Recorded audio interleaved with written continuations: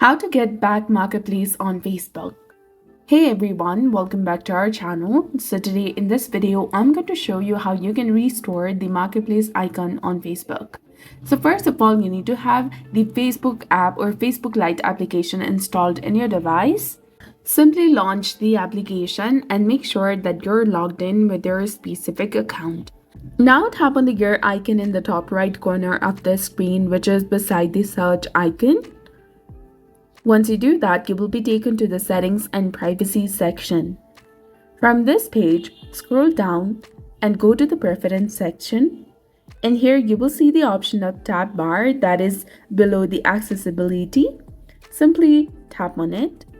Now you will see two different options, that is customize the bar and manage notification dots. Tap on customize the bar. Here you will find the Marketplace option, which is currently hidden or auto by default.